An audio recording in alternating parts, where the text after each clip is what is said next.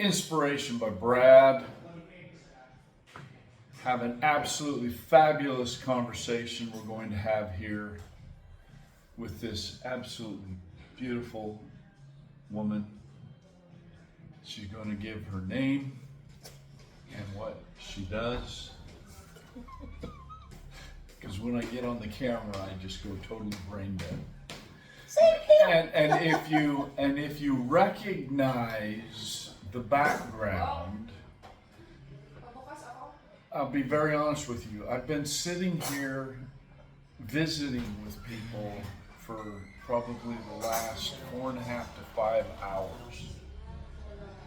And then I realized, hey, let's sit down and do an interview because of everything that we're talking about. So tell me your full name.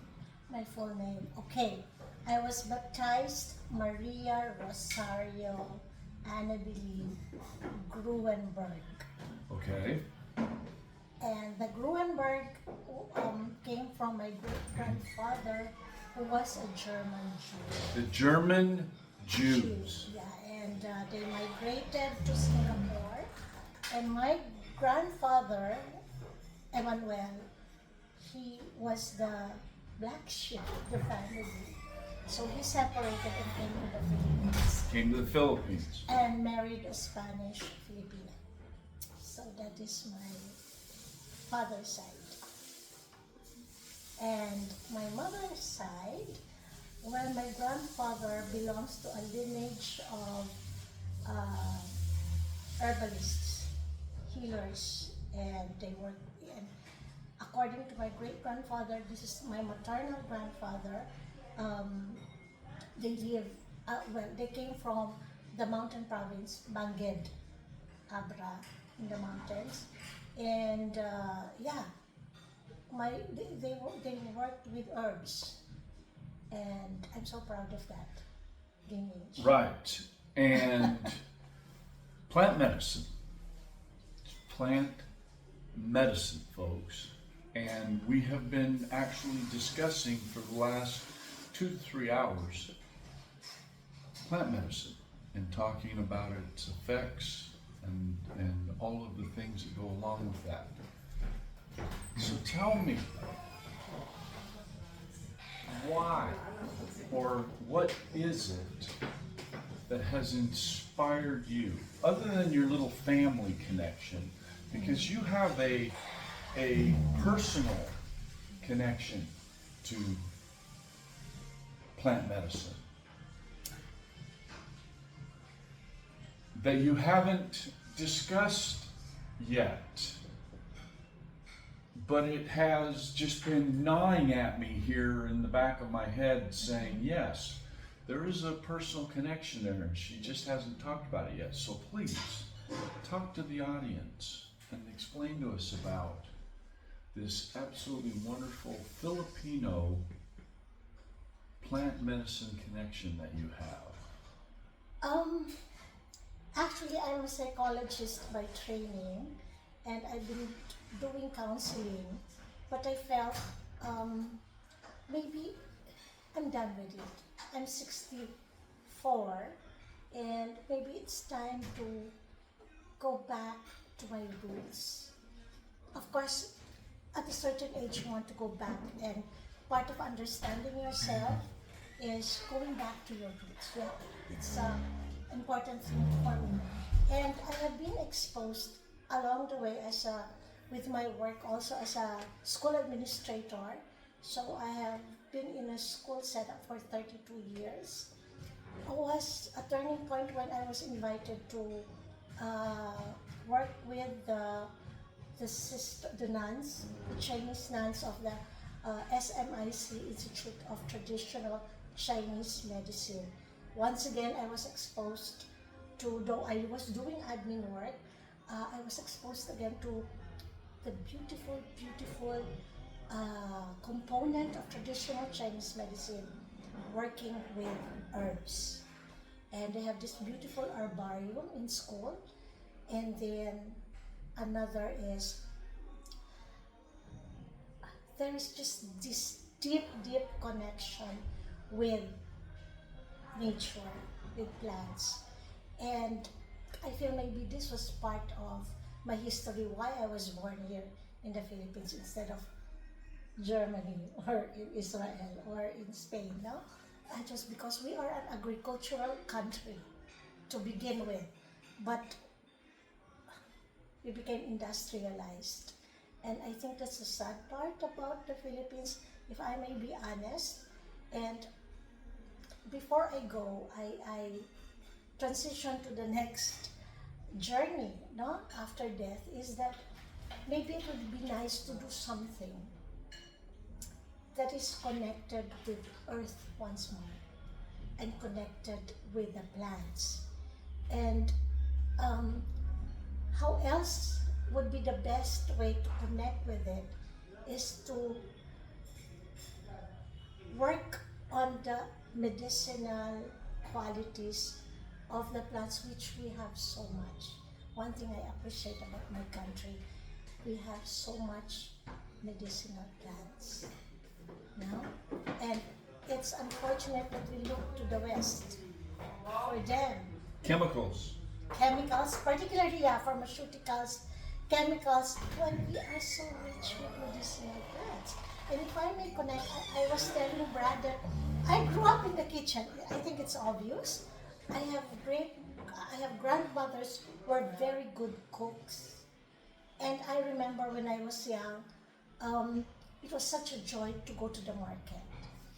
Something that I have noticed in my walking around and in my observation of walking the streets is the connection of the cooking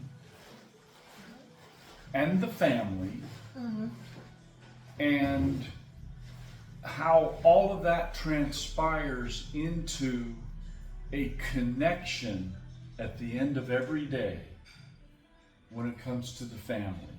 Right. And that even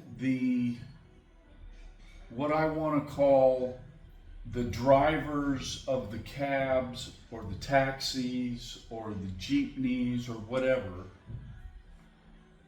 that at the end of the day they are always parked in an area that is connected to some form of outside cooking. Right. We call that the karinderya. Okay? And so if you walk around the Philippines and you're not aware of that, you're missing a whole aspect of the Philippines that needs to be recognized, because that connection is the inspirational connection that keeps everyone together on the street, no matter how you want to look at that. Between the fruit and vegetables that are sold in the carts, Yes, you've seen them. to the constant pursuit of fresh fruit, fresh vegetables, fresh meat, the quote meat markets. People do not, like in the United States, people do not store fruit and vegetables and meats. You shop for what you're going to eat for your meal. Totally different than in the US. Not the huge campaign of all of the huge freezers and the huge fridges, because you don't do that here. As much. It's happening, but not It's as much. starting to transpire Yes. that way, but if you look at the people that are of the Philippine tradition and truly the Filipino heritage, they're not that way. True Filipinos are not that way. Especially in the countryside. Especially in the countryside. Right. Well, it goes back, if you notice, you have stayed here long enough, we eat a lot. 5 times a day. You have the very important breakfast, snack in between, then lunch, snack And again, snacking. and Yep. then dinner or supper. Right. So we eat 5 times a day, and that's where the family gathering happens. You know, especially in the outskirts, no, in the city. And we always had this image, like my story, that you have your grandmother cooking in the kitchen. And I am very close to my grandmothers, and instead of going out, I told you I would go to her kitchen right away. And that's already a social dynamic there, you know. Because it inspired you. Exactly. That's why I have this relationship with plants. Aside from that, my grandmother was a gardener. We had a big a garden, you know. Organic garden. Organic. No, it was not yet. I'm sorry, because she was into ornamental plants and she sold them. Okay. So that was the sad part. That's why I think we got sick, and that's why also it inspired me to go into organic and all. But I was telling you, we would prepare food for the whole family, because in the Philippines, we have the extended families. Like, I don't know if I call that correctly, extended. My uncles were with us. My mom and my dad, we lived in this house and everything. And you could imagine my grandmother cooking for all of us. For everyone. For everyone. For everyone. And in the Philippines also, the feasts, the fest like Christmas, baptism, there is always a reason to cook and eat and gather together. And I think that's a replication what you see in the streets, I guess. I think is like a replica of the home.